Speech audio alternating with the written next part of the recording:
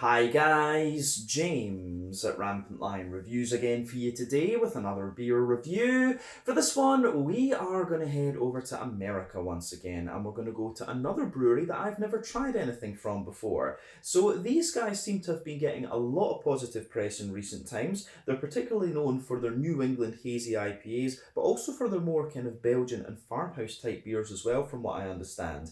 But this is one that just kind of caught my eye when I was in Kiosk over in Copenhagen, and I liked the name, and it was also a brewery I didn't know before. But it's also from a state that we haven't covered too much on the channel, actually, and that is something that I hope to change over the coming year or so, actually. So we'll need to see what we can do with that. But needless to say, I'm very curious to see what this one is going to have in store for us. It is supposed to be a very nice beer, this one. So hopefully it is another good beer. Hopefully it makes it for an interesting review. And as always, I hope that you guys enjoy my take on this one as well. So yeah, for this review then, we are going to go to New York State in the northeastern part of the US. We're going to go out to the east of New York City onto Long Island to a little place called Copiague, if I'm pronouncing that correctly. Apologies if I'm not. But we're going to have a look at my first beer from Root and Branch Brewing.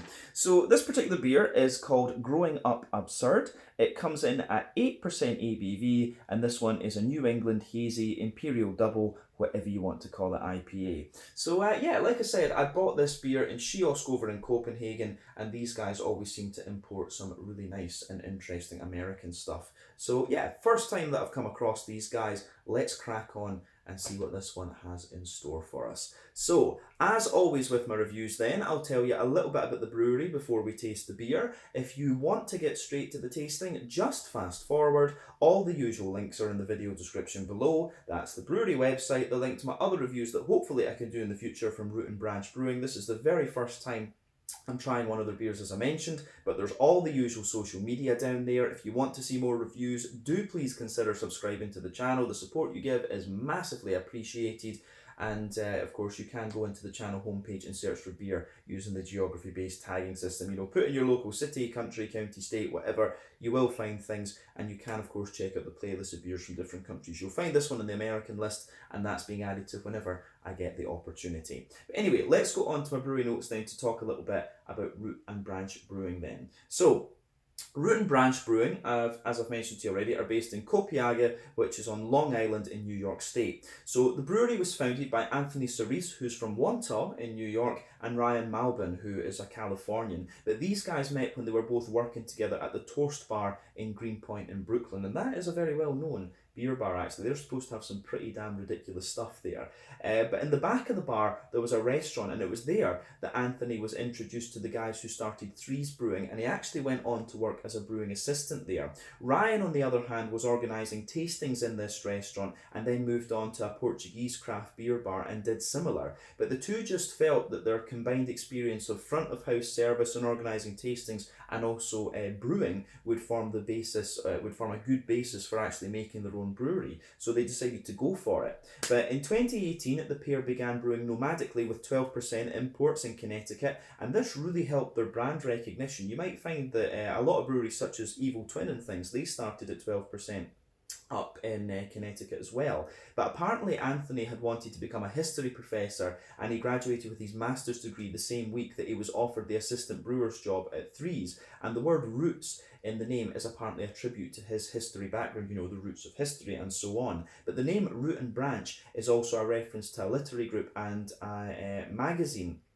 that his old university professor actually started while he was at Harvard, and apparently the professor liked it that they were using this name for their beer. It was a kind of liberal socialist type thing apparently.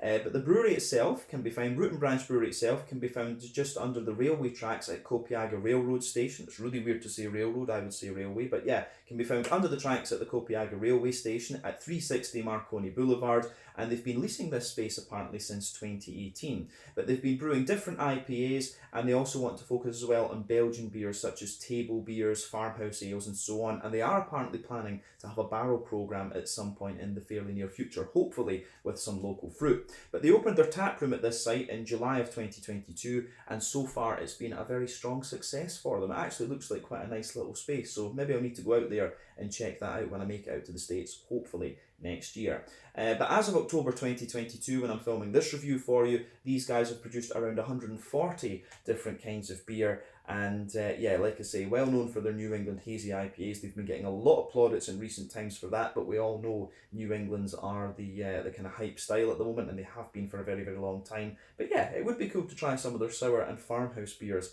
at some point in the near future. So I think this is a brewery that we might need to go and see about visiting, actually. But yeah, that's everything I can tell you about Root and Branch Brewing for the moment. If you want to learn more, you can check out the brewery website. You can follow them on Facebook and Instagram to keep up to date with all the latest goings on, of course. And you can check out the Untappd page to learn a bit more about all the different beers that they've done. And hopefully we'll add some more to the channel in the near future as well. But yeah, let's get on and have a little look at the beer itself. So I'll just let you have a wee look at the artwork on this one before we open it up. So yeah, there you can see it, Root and Branch Brewing, Growing Up Absurd. Apparently the name of this one is a reference to the work of Paul Goodman from 1956, it said on the Untappd page. But it tells you a little bit on the side here. It says, it's the harmonious organisation to which the young are inadequately socialised, perhaps against human nature, or not worthy of human nature, and therefore there is difficulty in growing up. If this is so, the disaffection of the young is profound, and it will not be finally remediable by a better technique of socialising. Instead, there will have to be changes in our society and its culture so as to meet the appetite and capacities of human nature in order to grow up. Paul Goodman, Growing Up Absurd, Problems of Youth is the Organised Society, 1960. So it's 1960, it's not 1956. But yeah, there you go. Does look pretty cool. So it's all these kind of basically going back to philosophy and things like that. I do love a little bit of history. Been doing a course on the Balkan countries over the last wee while, and it's kind of fascinating. But yeah, not too familiar with some of these kind of more philosophical historical guys. I'll need to look up Paul Goodman, I guess, after this review. But yeah, anyway, so this can, like I said to you, was bought at Kiosk in Copenhagen. And I paid 110 Danish kroner for this one, which is obviously a little bit expensive. That translates to roughly 150 Swedish, I would say, so about 15 euros for the can, and that's, you know, somewhere in the region of like £13.50 sterling. It's going to be somewhere in the region of like $17 American, maybe something like that. So yeah, this was a pretty expensive can of beer, but you know, it was one of these cases where I was just like, you know what, I've just done an exam, just got a few things going.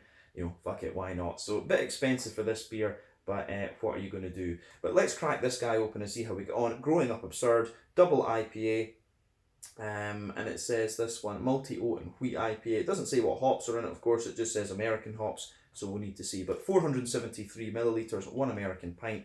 Let's crack this guy open and see what we have. So, this should hopefully be very, very nice.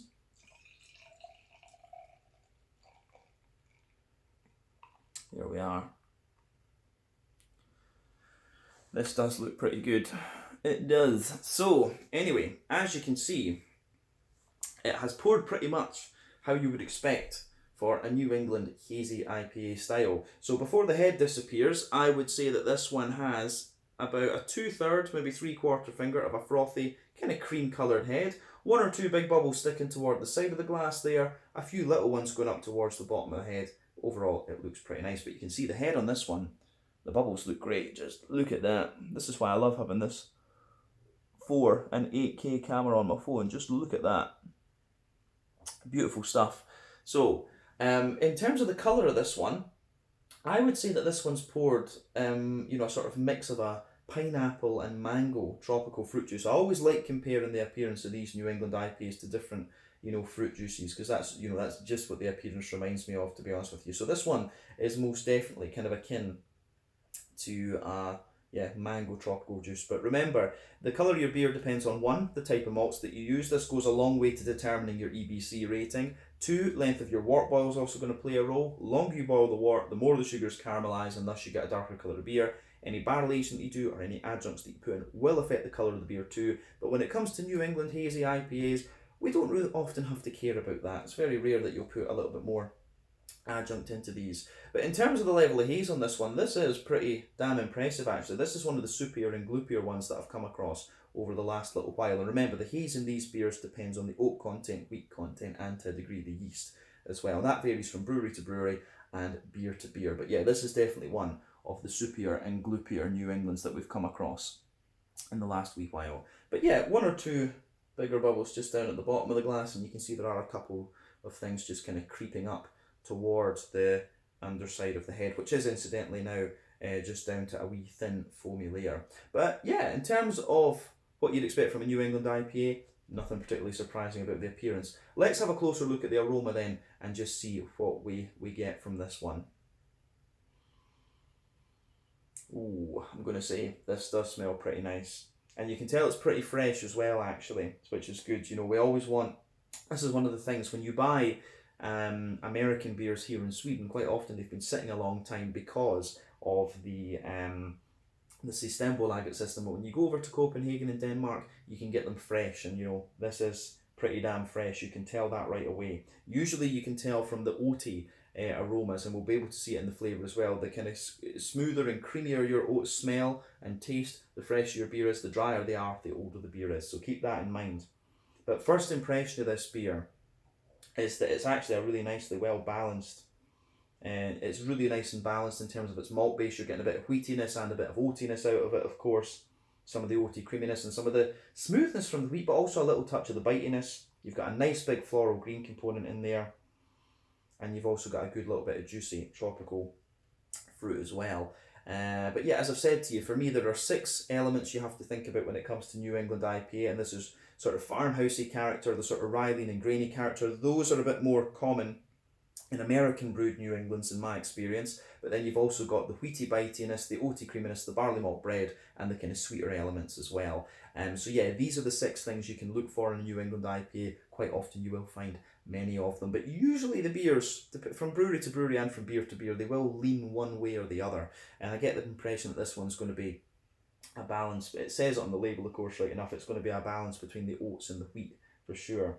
But let's break the aroma down and describe it for you a wee bit more kind of in depth. The more that I smell of this beer too, I get a bigger, sweeter element out of it too. But yeah, back of the, or the base of the beer, I should say, not the back of the beer, the backbone of the beer, you can certainly smell a little bit of that kind of fresh, white bready bread crust in there. And yeah, it's almost as if it has a little bit of the flour still on it, you know, fresh out of the bakery. It's kind of like that.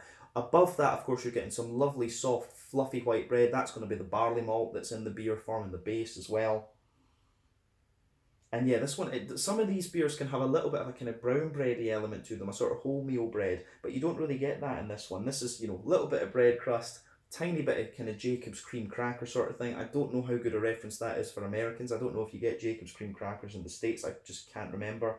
But yeah, above that, you get some really nice, you start to get some nice big wheaty notes out of the beer. So yeah, nice kind of big wheaty thickness out of it. And that's thickening out the whole white bready layer, and in the back of those you are getting a little bit of that wheaty bitiness, but it's not too pungent actually. The wheat is acting more as a kind of smoothening agent in this beer, I would say.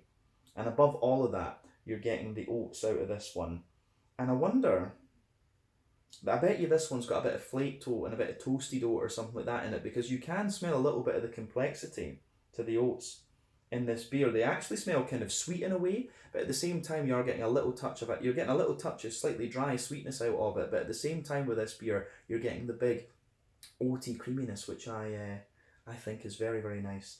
So yeah, aroma wise, the way this beer goes about its business is very, very nice. Yeah, I quite like that actually.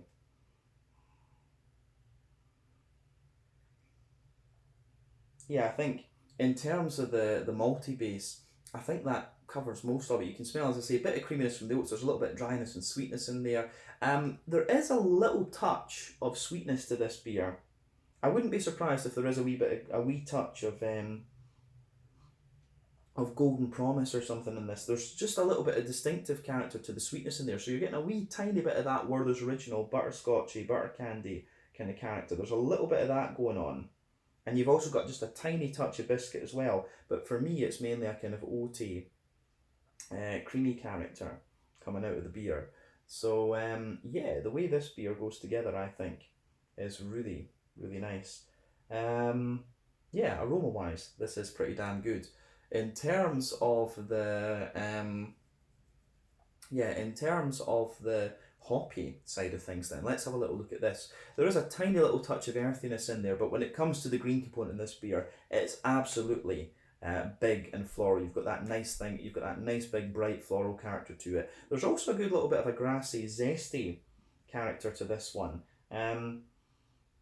Yeah, the grassiness has a wee bit of zestiness there, but mainly the green component is quite floral. And the thing you can tell right away from this beer is that, once again, as is typical for the New England style, it's relying on late addition and dry hopping. Remember, 3 types of hopping. Early addition hopping, first hour of your wort boil, gives you mainly bitterness. Late addition hopping, last half hour of the wort boil, gives you a little bit of bittering, but mainly flavour and aroma. Dry hopping after the wort boil, that gives you pretty much all flavour and aroma. West Coast IPAs tend to use all 3, or at least they did back in the day, whereas New England IPAs rely on the latter 2, but there's maybe sometimes a little bit of early addition hop in there as well. But yeah, the aroma on the green side of things in this one is quite nice and bright and floral, I would say. There's a little bit of depth to it, but the fact that it's bright rather than being big and dank, that's how you can tell it's mainly late addition and dry hopping with this one. But on the fruity side of things, this beer is quite interesting. This one really is a very tropical leaning beer, and I would say, if I was going to guess the hops in this, which I always used to like to do, it's quite hard these days because of the amount of hops. We know it's American hops that are in this one, and this has got a very tropical fruit profile to it. So I think with this one, I think you've got I've got a feeling that there's a bit of Citra in this one, because yeah, we'll come to that in a minute. I've got a feeling there's a bit of Citra in it. I think there's potentially some Idaho 7 in there as well. El Dorado is another one that kind of springs to mind too. But I think Citra and an Idaho 7 with this one. Potentially the other one that's come into my mind, because you do get a little bit of orangey character out of this one, is a Zaka, but we'll go through it. So just with the fruits itself, before we try and guess the hops, for me, the fruity notes that you get out of this one, it's got a little bit of that more pungent passion fruit, definitely. There's a little bit of that going on. There's a lot of kind of juicy mango, and then underneath that you're getting the kind of soft apricot, papaya type notes. There's a good bit of pineapple for me as well, and I think toward the front of the nose I'm getting a little bit of a more kind of tangerine orangey note out of this one. So yeah, I'd be very curious to know what hops it actually is. But yeah, these are the kind of fruits that I'm getting. I think I'm kind of questioning whether it's Citra that's in this one, to be honest now, because Citra would give you a little bit more of a kind of lemon limey character. I got that in the beginning, but maybe not so much now that I'm concentrating on the fruits that are in here.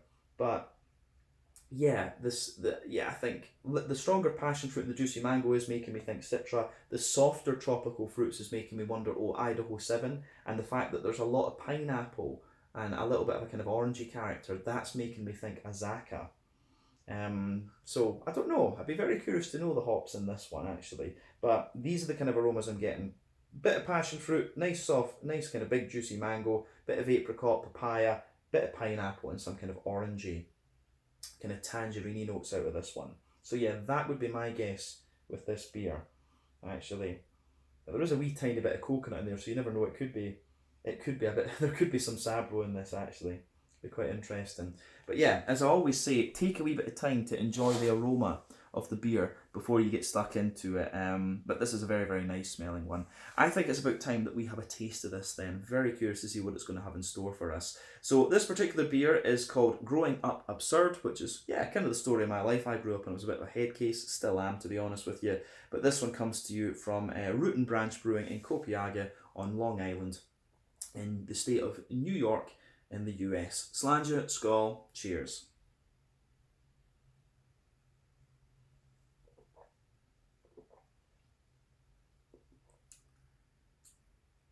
Ooh, that's nice. That is good. First impression of this one, very light in its mouthfeel, but very, very smooth and very drinkable. It's interesting, actually, this one. And this is what we've had from the two, because we reviewed one from Narrow Gauge that I got in Kiosk as well, Narrow Gauge in Missouri. Trying these American ones, the flavour profile is what you would expect, but the mouthfeel is really different compared to what we get in a number of the mouthfeel in both of these two American beers we've had recently is very different to what we've had from the kind of European brewed New England IPAs. Because this is a very light one, and on first impression it kind of feels like a more kind of barley malt leaning New England IPA. If I was tasting it blind, I would say that. But yeah, very, very light, kind of wet, but still very, very smooth mouthfeel. That's the first impression, but a very nice beer, for sure.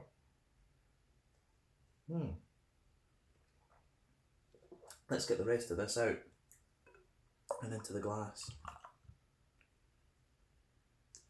See if that... Yeah, not really any sediment sitting at the bottom of the can, so just need to see. But yeah, I'm going to say straight away to Root and Branch, this is a very drinkable New England double IPA. This is one of these ones that's like dangerously easy to drink, so a dangerous beer at 8% ABV. I also noticed it doesn't actually state the ABV on the can, which I would have thought was illegal, but apparently no. America has very strange food laws, though. We've found that over the years. But yeah, 8% ABV according to Untappd. It might be a little bit more, might be a little bit less, but we'll go with that. But yeah, beautiful looking beer for sure, and it tastes very nice. Let's break the flavour down though and just describe it for you a wee bit more in depth.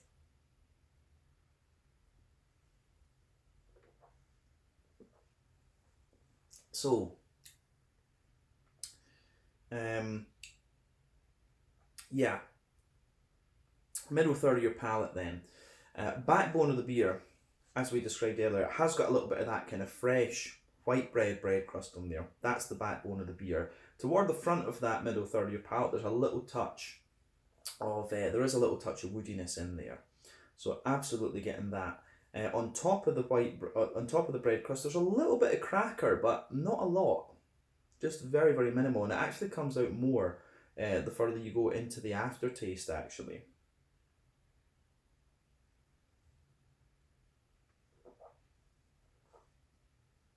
So yeah, a little bit of that going on. And then on top of that kind of little bit of Jacob's cream cracker, you get a lovely, quite thick, but still quite fluffy and airy white bready note. And that's going to be a mix of the barley malt and the wheat doing that. It's a bit difficult in this beer actually. The white bread is very, very fluffy, but above that, the kind of wheat, the wheaty notes that you get out of this beer are very smooth, and they smoothen out the whole thing actually, which I really quite like.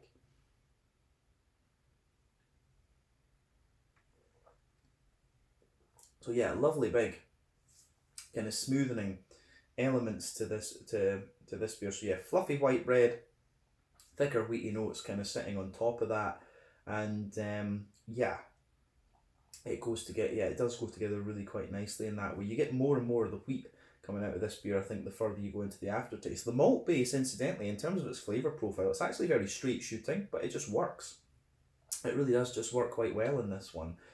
So this is one of these beers for me that is very straight shooting, but it's just well crafted, and you can't, there are so many New England hazy IPAs out there these days that it's quite difficult to be blown away by this style. In fact, I miss the West Coast. I do miss having a variety of different IPAs. The West Coast, the black, the cold IPAs seem to have come and gone.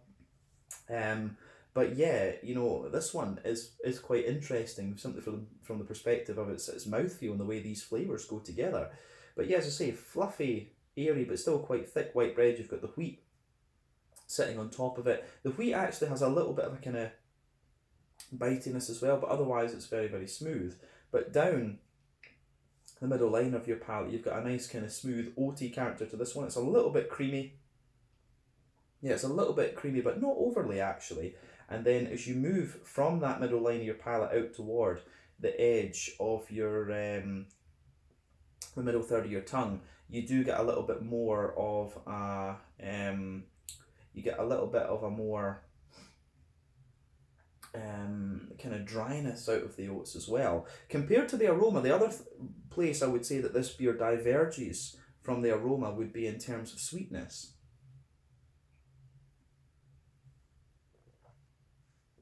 I mean, this beer, in the dead centre of your palate, you do have a little, there's like a little tiny touch of a boozy sweetness to this one. It's not caramel until, it's not caramel and it's not butterscotch, which you can often get in these styles, but you do get a little bit of boozy sweetness right in the dead centre of your palate, and you can feel as you move out toward the edges of the tongue.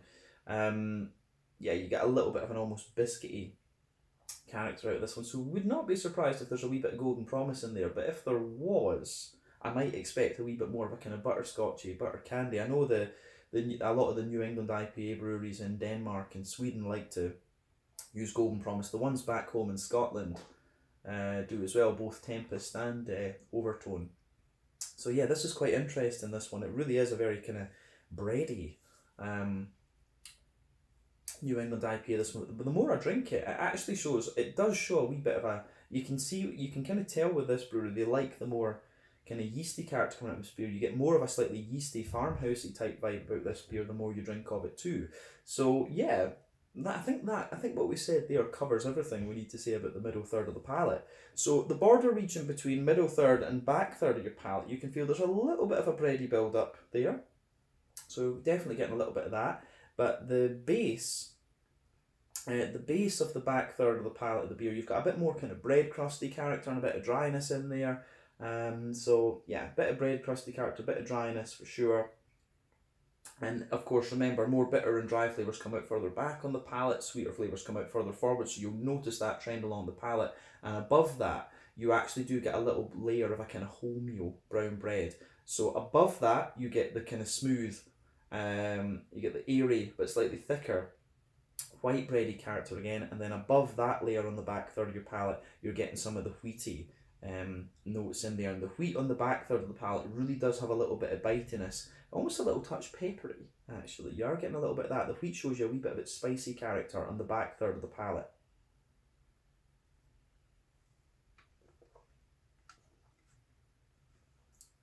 But yeah, the way that goes together, I think, is pretty nice and pretty damn interesting. So yeah, above all of that, you start to get the more kind of yeasty characters coming out of the beer. So you've got a little bit of that more airy, farmhousey, yeasty, bready kind of thing going on. So yeah, I like how that goes together. Absolutely. Back third of the palate, you can feel the flavour is definitely taller, and then as you come further forward into the middle third of the palate, it just kind of squashes down a little bit, and that's it. But yeah, let's go on to the hoppy side of this beer then. So, back corners of the palate, there's definitely a little bit of earthiness in there. Definitely a wee bit of earthiness. As you move further forward, you get a little bit of a more kind of herbal character, and as you push toward the kind of front corners of the palate, you've got a little bit more of a kind of floral, aromatic sort of thing going on. And round the front curve of the palate, it's like a kind of a wet kind of freshly cut grass type vibe that you're getting there. The green component of this beer is really, it feels quite wet, but you do feel that there's a little bit of a kind of floral bitterness building the further that you go into the aftertaste with this beer, that's for sure. So yeah, I think that covers the green component, to be honest. Sorry about the edit there, guys. A little bit of an error with the camera, but we were just about to move on to the front third of the palate and the kind of fruity side of the beer. So, front third of your palate then, the border region between front third and middle third of your palate, you get a little bit of that bready build up in there again, and it's a white bread, slightly grainy, but the base of the front third of your palate is a nice, smooth, kind of white bready character. You get a wee bit of the bread crust underneath it, of course, but yeah, it is kind of interesting. As I was saying, the sort of green, the floral bitterness that you get with this beer builds a wee bit more the further into the aftertaste that you go. But anyway, in terms of the fruity character, as I always say, the fruity notes come out in that nice oily bubble just behind, just on top of the front third of your palate. So let's look at these and describe what's going on there.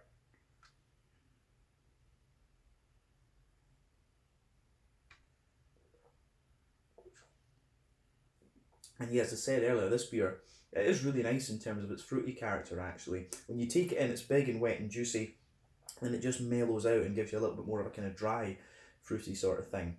So yeah, the fruits are actually quite similar to what we picked up in the aroma, although I would say there is a wee bit more of a kind of orangey thing going on with this one. But at the back of that front third of your palate, yeah, there's a tiny touch of grapefruit there, also a little bit of a more pungent passion fruit, but then yeah, as soon as you move a little bit further forward from that. It's a big juicy mango. You've got a base of a more kind of dry apricot and papaya type thing coming out of it. And yeah, as you reach the middle of that front third of your palate, there's a nice juicy kind of pineapple note in there as well. So I think, yeah, could be a little bit more of a kind of, Simcoe could be a possibility with this one, but you've got the slightly stronger grapefruit in there, which makes me think you've got a bit of Citra going on, and the complexity of the tropical fruit makes me think Citra as well.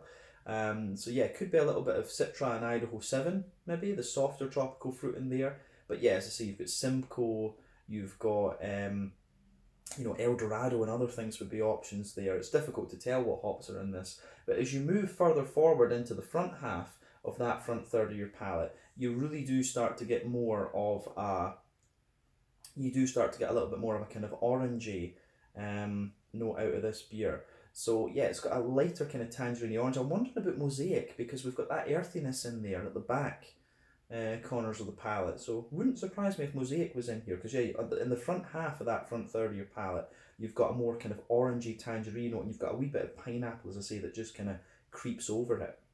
So yeah, the way that this beer goes together in terms of its fruity notes is quite similar to what we picked up in the aroma, and it is very, very nice. Let's round off this review with a wee look at the mouthfeel then.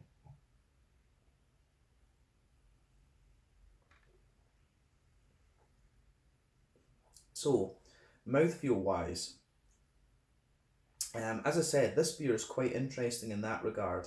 For me, it's one of the lighter New Englands that I've come across. It's kind of mid-bodied in terms of the style. It's right in the middle of the spectrum. It's mid-bodied, maybe leaning towards the lighter end of mid-bodied. The carbonation is very, very smooth. For me, this beer actually has quite a wet mouthfeel to it, which I find really interesting. I'd be curious to know whether they're treating their water, if this is just, the local water profile, because this one is very, very clean. It's almost like a kind of Nordic, it's almost got that kind of Nordic, Scottish type cleanliness to the water, actually. So I'd be curious to know if they are doing anything with the water there. But yeah, very, very soft, smooth, clean mouthfeel, but at the same time it gets a bit more creamy the further into the aftertaste you go. I think this beer is a standard 30 IBU. It could be 40.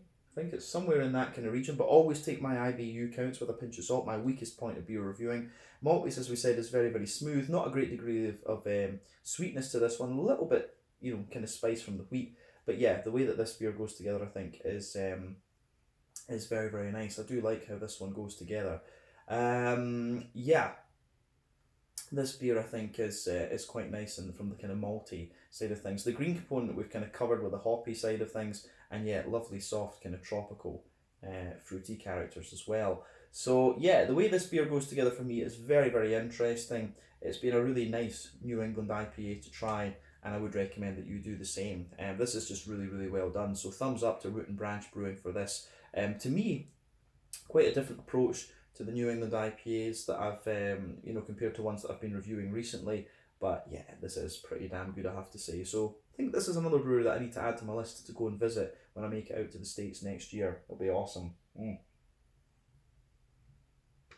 But yeah, I think we can leave it at that for this review. So once again, thank you for watching my beer reviews. Until the next time, please like, subscribe, share, all the usual YouTube stuff. Let me know your own thoughts on this beer in the comments section below. Let me know what your favourite beers are from Root and Branch as well, and we will see about returning to these guys as soon as we can. So yeah, thank you for watching. Check out my social media, check out Root and Branch's social media, and we will see you guys again soon. This was the Growing Up Absurd, an 8% New England Hazy Imperial Double, whatever you want to call it, IPA from Root and Branch Brewery in Copiague on Long Island in New York State over in the US. Slange it, skull, cheers, catch you guys in another review.